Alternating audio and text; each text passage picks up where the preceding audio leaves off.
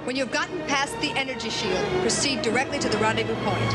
Understood? Yeah. Good luck. As the death of Carrie Fisher is mourned around the world, fans are buzzing about the star's legacy, and there is already plenty of speculation about Fisher's role in future Star Wars films. Joining us now is ComScore senior media analyst Paul Dergarabedian. Paul, thank you so much for joining us. Hi, Shelby. How are you? I'm great. You know, obviously, this is a huge loss in the entertainment world, not to mention really tragic timing. Fisher was just 60 years old. And as we all know, she had been filming the continuing Star Wars saga. What does her passing mean for Disney and the Star Wars franchise moving forward? Well, first and foremost, it is such a tragic passing, really shocking in a year where we've had so many iconic entertainers pass away. Carrie Fisher, this is a huge loss, and at 60 years old, so unexpected. Right. For the Star Wars franchise, obviously for Disney, this is one of their premier franchises. Lucasfilm, and this ongoing rebooting of the Star Wars brand is so important to the company. And obviously Carrie Fisher as Princess Leia, just inextricably woven into the DNA of Star Wars. And I think for fans, they just love her, love that character so much, want to see her go on and on. I'm not sure how Disney deals with it. Obviously, they wrapped episode 8 and her scenes for that. Famously, there's a CGI. I don't want to give too much away, but there is a CGI younger representation of Carrie Fisher as Princess Leia in Rogue One. Right. And going forward, it'll be interesting to see how they deal with it, because I know she's part of the story arc, part of Star Wars. She's just, as one of the lead characters. So it'll be interesting. I look back at, when Paul Walker tragically passed away and how the producers and Universal dealt with the passing of Paul Walker and how they approached that in Furious 7. And they did it in a very tasteful and appropriate way. And I'm sure Disney will do the same, honoring Carrie Fisher and the fans and the Star Wars brand and legacy. Right. And as you mentioned, episode 8 is due out next year, next December.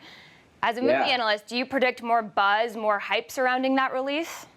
Yeah, already we have at ComScore, we have something called Pre-Act, where we look at the health of a marketing campaign a year before a film's release.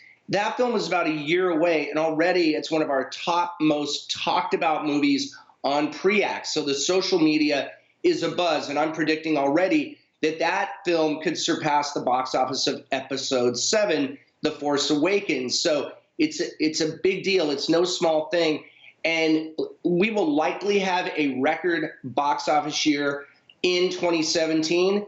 We're going to surpass last year's box office record in 2016, probably today or tomorrow, tomorrow. Huge So year, 2017 is going to be huge.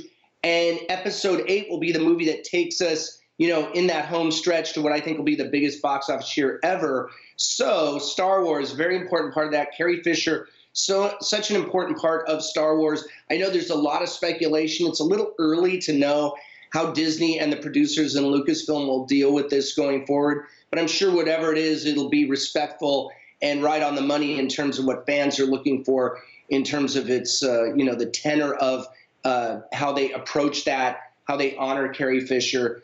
It's going to become a part of the story of episode 8, certainly when that is released in December of 2017. Right, and I want to ask you about that, because obviously there's a lot of secrecy surrounding these plots, and the big question really is episode 9. There's another movie due out after the one next year. And, the sad question, and one that many Star Wars fans will likely be asking for at least a year, is where does Princess Leia's legacy go from here? I don't know if this is the right way to phrase it, but what are Disney's options? CGI seems like it could be an option. Do they write this character out of the script? Do they send her off? Well, how have other movie studios handled this in the past? Yeah, other studios have handled this in the past by either, quite frankly, putting body doubles in for shots from behind the actor. They may have, already have footage that they can sometimes use. I think in Gladiator, the movie with, Russell Crowe, there was an older actor who had passed away during production. This has happened in other films, The Crow with Brandon Lee. When you have a major star who is part of the fabric and the DNA of a movie or a franchise, sometimes studios have to get really creative in terms of the technology that's available to deal with that. Because how do you just suddenly, write out a character? You have to have a reason for it, at least within the story arc. Mm-hmm. And then, of course, the fans understand that if Carrie Fisher, is no longer with us, how do you deal with that for the movie? Because they want her as part of the franchise. She was probably the first or one of the first really strong female characters. No Shrinking Violet. She wasn't the damsel in distress. She was leading the charge. So I think to have that component, and Daisy Ridley, obviously, in The Force Awakens, very strong female character. And of course, Felicity Jones in Rogue One, another strong female character. They took, both of those actresses obviously took their cue from Carrie Fisher's Take No Prisoners, tough, straight-talking, strong female character of Princess Leia. So absolutely. You can't just let that go. Her legacy will live on. Before I let you go, Paul, what was your favorite Carrie Fisher moment?